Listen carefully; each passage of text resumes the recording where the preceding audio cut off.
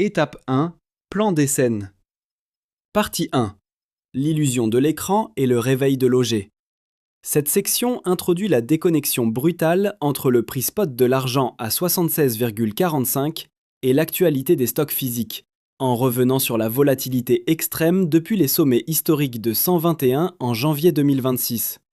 L'auteur y établit sa crédibilité en tant qu'analyste indépendant, Auger John A.G., rejette les narratifs médiatiques simplistes sur le cessez-le-feu en Iran et annonce une analyse chirurgicale basée exclusivement sur les registres officiels des bourses mondiales. Partie 2. L'hémorragie asiatique et le sauvetage secret de Londres. Ce fragment expose l'effondrement de 91% des stocks d'argent de la bourse de Shanghai, SFE, suite à la reclassification du métal comme ressource stratégique par la Chine, brisant les corridors d'arbitrage mondiaux.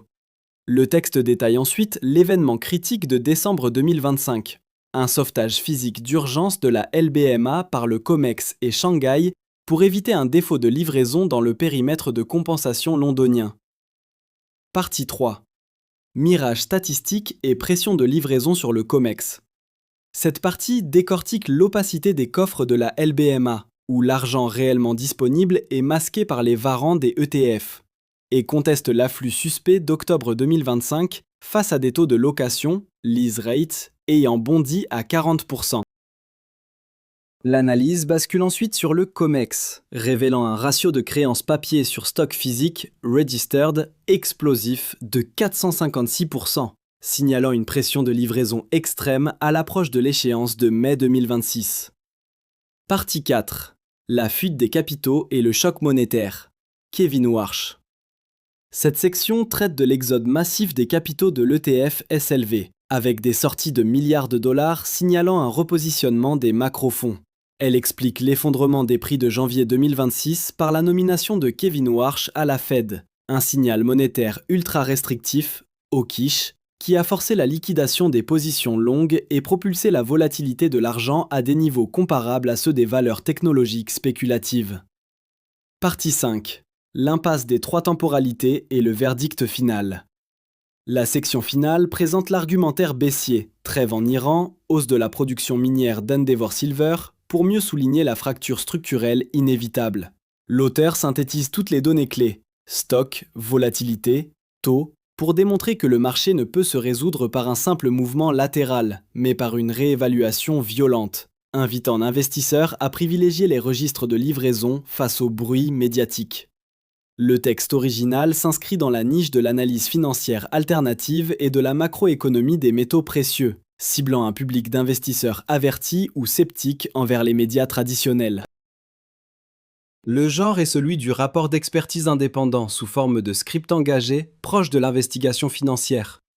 Le style est direct, technique et péremptoire, utilisant une manière d'exposition sérieuse et quasi militante. O.G. John A.G. Le ton est alarmiste et critique, teinté d'une indignation froide face à l'aveuglement supposé des institutions financières. Le rythme est soutenu, alternant entre des phrases courtes et percutantes pour souligner les chiffres, 91%, et des constructions plus complexes pour expliquer les mécanismes de marché. L'argumentation repose sur un empirisme radical, une accumulation de données froides, statistiques de stock, ratios de livraison, taux de bail, confrontées au narratif médiatique. Le lexique est hautement spécialisé, arbitrage, warrants, open interest, registered/eligible inventory, tandis que la syntaxe privilégie l'anaphore et la question rhétorique pour marteler les incohérences du système. L'auteur se positionne comme un décodeur de vérité, un expert de l'ombre qui transforme les archives arides en une dramaturgie de l'effondrement imminent, reflétant une mentalité de sentinelle du marché physique contre le marché papier.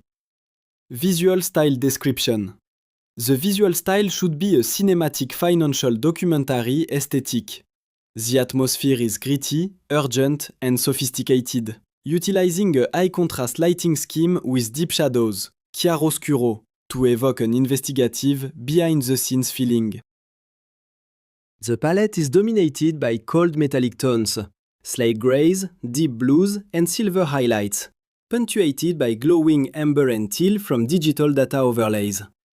The technique is documentary photography style with a cinematic lens, shallow depth of field, focusing on macro details of physical silver bars with raw industrial textures contrasted against sharp holographic style financial charts and terminal screens. Compositions should be dynamic, using Dutch angles or tight crops on data points to convey tension. The overall mood is one of serious, high-stakes analysis, merging the physical reality of hard assets with the digital volatility of global markets. Portez votre regard sur l'écran qui s'affiche devant moi en cet instant précis et dites-moi si vos yeux y lisent le même chiffre que les miens. 76,45 $ par once. C'est le niveau auquel l'argent physique s'est échangé hier, le 8 avril 2026, après une envolée de près de 5% au cours d'une seule et unique séance de trading, portée par l'annonce d'un cessez-le-feu que pratiquement personne sur les chaînes de télévision financière n'a pris la peine de relier à la dynamique de l'argent. À peine 48 heures avant cette cotation, le même métal s'échangeait à 72,26 $. 2 mois plus tôt, le 29 janvier 2026, ce même actif trônait à 121,67 $ l'once, ce qui constitue le sommet nominal historique jamais enregistré dans les annales du marché de l'argent. Passer de 121 à 61 $ en l'espace de 5 semaines, puis remonter de 61 à 76 $ en environ 6 semaines, tandis que l'écran infligeait cette oscillation violente à chaque trader de détail sur la planète, 3 pools d'inventaires distincts répartis sur 3 continents différents voyaient leur stock de métal s'évaporer silencieusement selon un schéma synchronisé qui n'a absolument aucun équivalent dans l'histoire moderne de ce marché. Ici s'exprime l'OG, John A. G. Aucune institution bancaire ne parraine ces données. Aucun gestionnaire de fonds ne révise la formulation de ce rapport. Aucun responsable des relations publiques n'est intervenu pour édulcorer les chiffres avant qu'ils n'atteignent votre oreille. Chaque statistique, chaque valeur que je m'apprête à soumettre à votre examen ce soir peut être vérifiée par un recoupement rigoureux avec un dépôt officiel d'une bourse de commerce, un rapport de coffre-fort, une circulaire réglementaire ou une note d'analyste enregistrée provenant du pupitre de négociation d'une grande banque d'investissement. Si vous suivez cette analyse jusqu'à son terme, vous comprendrez pourquoi l'annonce du cessez-le-feu en Iran qui a traversé les fils d'actualité hier représente une histoire bien plus colossale pour l'argent physique que ce que la presse financière a bien voulu admettre jusqu'à présent. Assurez-vous d'être attentif à chaque détail, car l'heure qui vient va vous guider à travers 6 fractures de stress indépendantes qui frappent le système mondial de livraison d'argent et qui s'approfondissent toutes simultanément. Il faut impérativement débuter par le chiffre le plus sous-estimé par les bureaux de trading du monde entier ce soir. Le pool d'inventaire d'argent enregistré du Shanghai Futures Exchange, qui culminait à environ 5280 tonnes au cours de l'année civile 2020, se situe actuellement à environ 450 tonnes selon la lecture officielle la plus récente. De 5280 tonnes à 450 tonnes. Il s'agit d'un effondrement massif de 91% du pool d'argent livrable sur le plus grand lieu de règlement physique de l'argent dans tout le fuseau horaire asiatique. 91%. Relisez ce chiffre 2 fois et demandez-vous quel type de marché mondial pour une matière première supposée stable peut engendrer un prélèvement de 91% sur l'inventaire livrable de sa principale bourse asiatique tout en continuant d'afficher un prix à l'écran que la presse financière traite comme une consolidation normale. Le réservoir de Shanghai ne se vide pas parce que les acheteurs industriels chinois auraient soudainement décidé de thésauriser pour le plaisir. Le pool de Shanghai se vide parce que la République populaire de Chine a formellement reclassé l'argent comme un matériau critique et stratégique au cours du second semestre 2025, mettant en œuvre des restrictions nationales à l'exportation qui ont pris effet dès le 1er janvier 2026. Le corridor d'arbitrage qui déplaçait historiquement l'argent de Shanghai vers Londres et de Londres vers New York a été légalement sectionné du côté chinois. La conséquence inéluctable de cette rupture est désormais visible dans la ligne des stocks enregistrés de chaque bourse majeure à l'ouest de Hong Kong. Cette situation nous mène directement vers Londres, car l'histoire londonienne de décembre 2025 est précisément celle que les banques de négoce de métaux précieux préféreraient ne jamais voir connectée à la chronologie des événements. Des analystes de marché indépendants, qui surveillent les données des coffres de la London Bullion Market Association, tonne par tonne, ont documenté publiquement qu'au cours du mois de décembre 2025, la LBMA a été de fait sauvée par des transferts physiques d'urgence provenant à la fois du système COMEX à New York et du Shanghai Gold Exchange en Chine continentale. Ces mesures ont été déployées pour empêcher ce qui aurait autrement été un défaut de livraison pur et simple à l'intérieur du périmètre de compensation de Londres. Il faut bien peser ce fait. La LBMA, l'institution qui a fonctionné comme le principal centre mondial de découverte des prix de l'argent pendant plus d'un siècle, a nécessité une infusion de métal physique d'urgence provenant de 2 bourses concurrentes dans 2 juridictions différentes pour maintenir l'intégralité de ses obligations de livraison au sein d'un seul mois civil. Le rapport mensuel des coffres de la LBMA pour la fin du mois de février 2026 indique des avoirs totaux en argent à Londres de 27 065 tonnes, une baisse de 2,4% d'un mois sur l'autre, évaluée à environ 78,3 milliards de dollars américains. Ce chiffre global semble imposant, jusqu'à ce que l'on se rappelle qu'environ 70 à 75% de la détention totale des coffres de Londres est verrouillée à l'intérieur des bons de souscription des fonds négociés en bourse, ETF, et n'est donc pas légalement disponible pour le marché au comptant. Une fois que vous extrayez cet inventaire immobilisé, le pool de flottants réel qui garantit quotidiennement le marché cash de Londres, représentant 239 millions d'onces, n'est plus qu'une fraction du chiffre de tête. Et cette fraction dépend désormais de flux d'arbitrage inversé d'urgence continuelle, provenant précisément des bourses dont les propres stocks s'épuisent simultanément.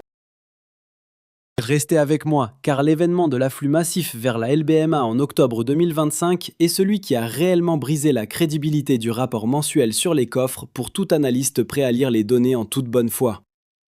Au cours du seul mois d'octobre 2025, la LBMA a publié un rapport revendiquant une entrée d'environ 1680 tonnes d'argent, l'équivalent de 54 millions d'onces, ce que l'association a qualifié d'augmentation mensuelle des stocks la plus importante depuis au moins 9 ans. Imaginez la scène, 54 millions d'onces d'argent physique affiné arrivant prétendument dans les coffres de Londres en l'espace de 30 jours. Précisément à un moment où l'inventaire enregistré du COMEX chutait simultanément, où les stocks de la bourse de Shanghai s'effondraient, où les monnaies nationales affichaient des retards de livraison de plusieurs semaines sur 3 continents, et où les taux de location implicites au sein même du marché londonien venaient de grimper au-dessus de 40% sur une base annualisée. Il faut s'arrêter sur ce chiffre de 40%. Un taux de bail de cette ampleur sur un métal précieux n'est pas une simple anomalie de marché. C'est le prix explicite qu'une institution est prête à payer, soit près de la moitié de la valeur au comptant du métal par an, simplement pour obtenir le droit d'emprunter des barres physiques afin de satisfaire une obligation de règlement immédiate. Et pourtant, en dépit de ce contexte de tension extrême, la même association a produit un rapport revendiquant l'apport physique le plus massif en près d'une décennie, provenant, selon l'explication officielle, de flux d'arbitrage inversés issus des États-Unis et de Chine, alors même que ces 2 pays traversaient leur propre pénurie documentée. Ce chiffre d'octobre a été ouvertement contesté par les analystes indépendants qui traquent quotidiennement les inventaires, et personne sur un pupitre de métaux sérieux n'a oublié la cicatrice historique laissée par l'erreur de déclaration des stocks de 2021. La crédibilité de ces institutions est désormais un château de cartes. Tournons-nous à présent vers le versant COMEX de l'Atlantique, car c'est ici que le tableau se traduit le plus directement dans le prix que vous voyez défiler sur votre écran ce soir. Selon le règlement le plus récent, le pool d'argent enregistré dans les entrepôts du COMEX s'établit actuellement à environ 77,1 millions d'onces. En face, nous trouvons un inventaire éligible de 249,1 millions d'onces, le tout contre un intérêt ouvert total représentant environ 571,5 millions d'onces de créances papier. Si vous faites l'arithmétique élémentaire sur ces 3 chiffres, vous obtenez un ratio de livraison potentiel par rapport au stock enregistré de 456%. 456%. Ce pourcentage représente la charge de créances papier en circulation que le pool enregistré devrait absorber si chaque position longue décidait de se présenter à la porte de l'entrepôt pour exiger sa livraison physique. Les services de surveillance des inventaires qui suivent quotidiennement les données des varants ont publiquement classé cette lecture comme une zone de pression de livraison extrême.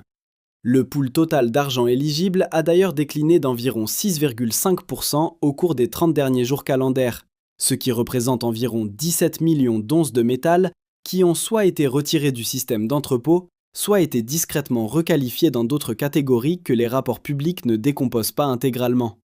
La prochaine date de premier avis pour le contrat de mai 2026 se situe à environ 16 séances de trading d'ici ce soir. L'intérêt ouvert actuel face à ce contrat représente une obligation de livraison que le pool enregistré, sur une base purement mathématique, ne peut pas satisfaire sans des retraits supplémentaires de l'inventaire éligible ou de nouveaux dépôts de varants de la part de détenteurs qui n'ont actuellement aucune incitation économique à convertir leur métal éligible en métal livrable au prix spot actuel. Le système est tendu jusqu'à son point de rupture, et les mécanismes de compensation commencent à montrer les signes d'une fatigue structurelle irréversible. Examinez avec une attention accrue les données de la London Bullion Market Association pour la fin du mois de février 2026. Bien que les avoirs totaux affichés s'élèvent à 27 065 tonnes, représentant une valeur théorique de 78,3 milliards de dollars malgré une baisse mensuelle de 2,4%, le véritable danger réside dans la composition structurelle de cette masse métallique. Le marché doit intégrer une réalité que les gros titres ignorent systématiquement. Entre 70 et 75% de ce stock londonien est immobilisé sous forme de bons de souscription pour les fonds négociés en bourse et se trouve par conséquent légalement soustrait au marché au comptant et au règlement immédiat. Ce que nous observons ici est un mirage statistique, où le réservoir réel, celui qui doit garantir un marché cash quotidien de 239 millions d'onces, n'est en vérité qu'une fraction résiduelle de la somme annoncée. Cette fraction est désormais maintenue sous respiration artificielle par des flux d'arbitrage inversés provenant de bourses dont les propres stocks sont en train de s'évaporer. L'épisode d'octobre 2025 demeure à cet égard le point de rupture définitif de la confiance envers les rapports officiels. Prétendre qu'un afflux de 54 millions d'onces d'argent physique a pu converger vers Londres en seulement 30 jours constitue une anomalie flagrante, d'autant plus que ce mouvement s'est produit au moment exact où les stocks du COMEX et de Shanghai s'effondraient et où les taux de location, les fameux lease rates, atteignaient des sommets de 40% sur une base annualisée. Un tel taux de buy n'est pas une simple fluctuation de marché, c'est le signal hurlant d'une institution aux abois, prête à sacrifier la moitié de la valeur du métal en une année, simplement pour obtenir le droit d'emprunter des barres physiques nécessaires à l'exécution de ses contrats. Cette déconnexion entre les chiffres d'inventaire revendiqués par la LBMA et la réalité des taux d'emprunt sur le terrain laisse une cicatrice indélébile sur la crédibilité du système, rappelant les erreurs de déclaration massives déjà documentées en 2021. La situation sur le versant américain, au sein du COMEX, traduit cette pression physique en un risque systémique imminent. À l'heure actuelle, le pool d'argent enregistré, celui qui est prêt à être livré immédiatement, ne contient que 77,1 millions d'onces. Face à ce volume dérisoire, l'intérêt ouvert total s'élève à 571,5 millions d'onces de créances papier. Le calcul est sans appel. Le ratio de livraison potentielle contre les stocks enregistrés culmine à 456%. Cela signifie que si l'ensemble des positions longues actuellement en circulation décidaient d'exiger la livraison physique à la porte de l'entrepôt, le système serait mathématiquement incapable d'honorer ses engagements. Les services de surveillance des varants ont raison de qualifier cette lecture de pression de livraison extrême. D'autant plus que l'inventaire éligible, qui sert de tampon de sécurité, a fondu de 6,5% en 30 jours, soit 17 millions d'onces retirées ou reclassées hors de la vue du public.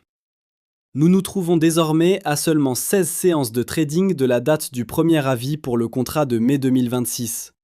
L'obligation de livraison qui pèse sur ce contrat dépasse les capacités réelles du pool enregistré. Sans une injection massive de métal provenant de l'inventaire éligible ou de nouveaux dépôts de la part d'acteurs qui, au prix actuel de l'écran, n'ont strictement aucun intérêt économique à livrer leur métal physique, le COMEX s'approche d'une impasse technique majeure. La fracture n'est plus seulement visible dans les coffres asiatiques ou londoniens, elle est désormais inscrite dans l'arithmétique même des contrats à terme américains.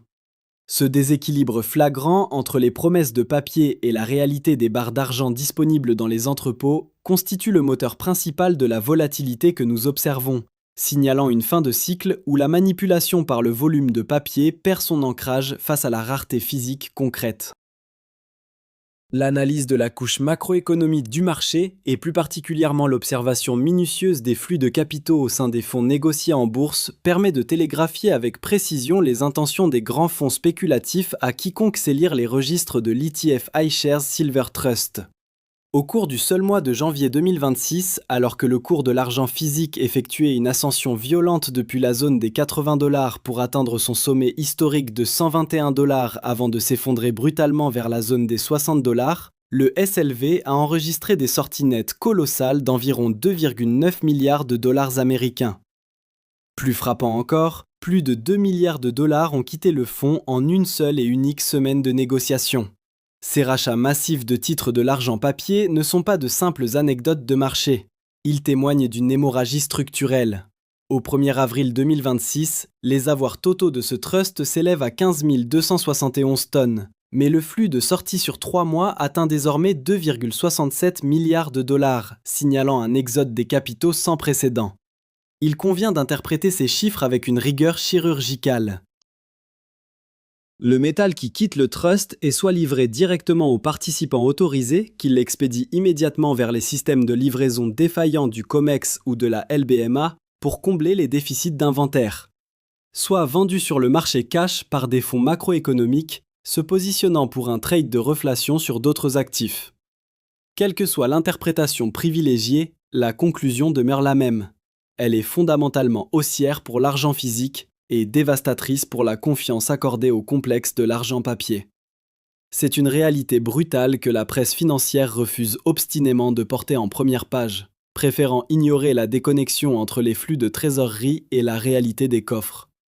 Pourtant, le catalyseur que personne ne veut nommer ouvertement dans les colonnes des journaux financiers réside dans la strate politique de l'effondrement de janvier. Le jour où l'argent spot a plongé de 31% en une seule séance, chutant de 120 à 85 $ entre l'ouverture et la clôture du 30 janvier 2026, le président des États-Unis a officiellement nommé Kevin Warsh comme prochain président de la Réserve fédérale.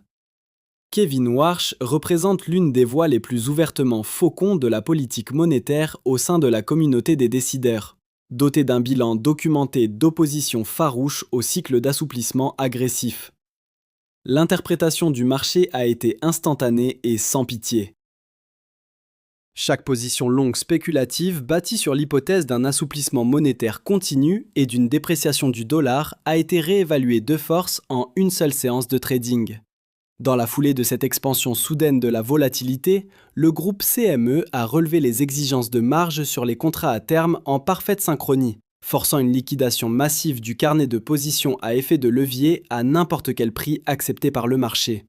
Ce déclin hebdomadaire de 27,5%, mesuré entre le fixing d'un vendredi et celui du suivant, constitue le mouvement le plus abrupt enregistré par l'indice de référence de l'argent à Londres depuis la période critique de Pâques 2011, qui fut elle-même l'un des épisodes de retour à la moyenne les plus violents de l'histoire moderne du métal. Au début du mois d'avril 2026, la volatilité historique mensuelle sur les contrats à terme d'argent a atteint environ 37,59%, soit près du double de la lecture équivalente sur l'or qui s'établit à 19,35%. L'argent se négocie désormais avec un profil de risque et de volatilité qui ressemble davantage à celui d'une action technologique à petite capitalisation qu'à celui d'un métal précieux traditionnel.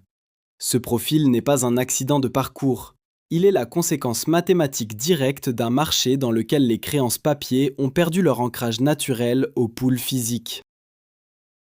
Lorsque le papier ne peut plus garantir la livraison de la barre de métal, le prix cesse d'être une mesure stable de valeur pour devenir le reflet d'une instabilité structurelle profonde, où la liquidité de papier s'évapore face à la rareté du monde réel.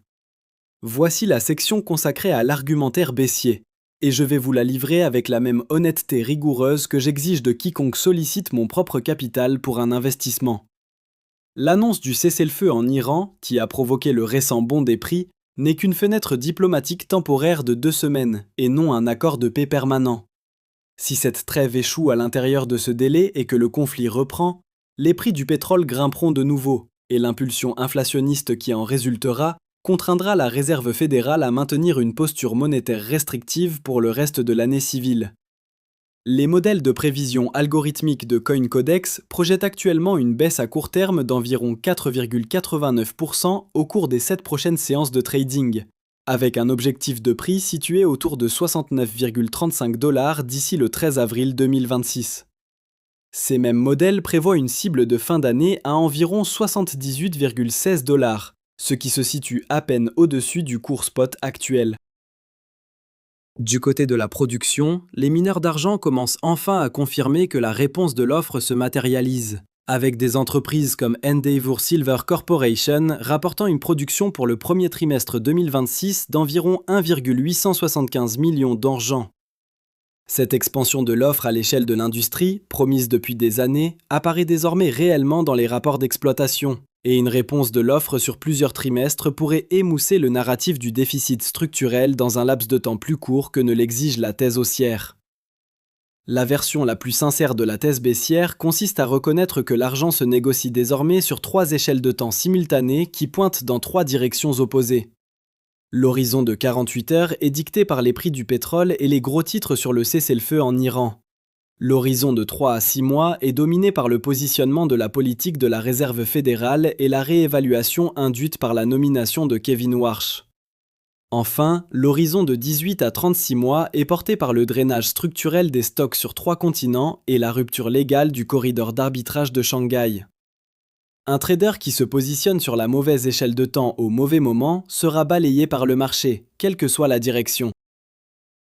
Ma réponse à ce risque est qu'une fracture structurelle de l'ampleur de celle visible dans le pool d'inventaire de Shanghai, combinée à un sauvetage d'urgence documenté de la LBMA en décembre 2025, a un ratio papier physique supérieur à 450% sur le COMEX et à une envolée des taux de bail à 40%, ne constitue pas le genre de configuration qui se résout par une lente dérive latérale vers la zone des $50.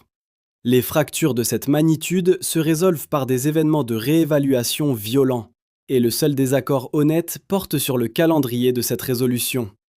Le paysage réel du marché de l'argent en ce 9 avril 2026, lorsqu'on lit au-delà du téléprompteur de la télévision financière, présente des données froides et irréfutables. Le métal spot s'établit à 76,45$ l'once après un rallye de 4,9%. Le fonds SLV affiche un prix de clôture de 69,14$ par action avec des sorties nettes sur un mois de 1,47 milliard de dollars et de 2,67 milliards de dollars sur 3 mois. L'inventaire enregistré du COMEX stagne à 77,1 millions d'onces face à un intérêt ouvert de 571,5 millions d'onces, confirmant un ratio de livraison potentiel de 456%. À Shanghai, l'effondrement des stocks atteint 91% par rapport au pic de 2020. À Londres, les avoirs totaux de la LBMA s'élèvent à 27 065 tonnes, mais déclinent de 2,4% par mois, tandis que l'afflux contesté de 54 millions d'onces en octobre 2025 continue de peser sur la crédibilité de l'institution. La volatilité historique mensuelle de l'argent à 37,59% écrase celle de l'or, soulignant la perte d'ancrage physique. Chacun de ces points de données peut être recoupé avec une source primaire, les rapports de stock quotidiens du Commodity Exchange Incorporated, les données mensuelles des coffres de la London Bullion Market Association, les rapports quotidiens de détention du SLV publiés par BlackRock, ou encore les avis de marge du groupe CME. Il n'est pas nécessaire de recourir à une théorie du complot pour valider ces faits. Il suffit de lire les dépôts officiels plutôt que les titres de presse. La conclusion inévitable est que le marché de l'argent repose sur un drainage synchronisé des stocks mondiaux, un sauvetage d'urgence avéré de la principale place de cotation occidentale et un profil de sortie des ETF qui indique précisément où les fonds macroéconomiques se positionnent pour le prochain mouvement. Si vous avez suivi cette analyse jusqu'à cette phrase, vous faites partie de la petite fraction d'investisseurs qui effectuent réellement le travail de recherche. Vous n'avez pas laissé le titre sur le cessez-le-feu en Iran vous bercer dans l'illusion que le rallye d'hier était toute l'histoire. Vous avez pesé les données techniques baissières face aux preuves structurelles, et vous avez remarqué que ceux qui gèrent les entrepôts et ceux qui gèrent les créances papier regardent désormais 2 cartes de la réalité totalement incompatibles. L'écart entre ces 2 cartes constitue l'intégralité du trade. Le prix à l'écran est l'indicateur retardé. Le pool de voirant, le taux de location et le rapport de coffre sur les indicateurs avancés. Surveillez les 3, faites confiance au second et investissez avec logique, jamais avec le bruit. Fin de rapport.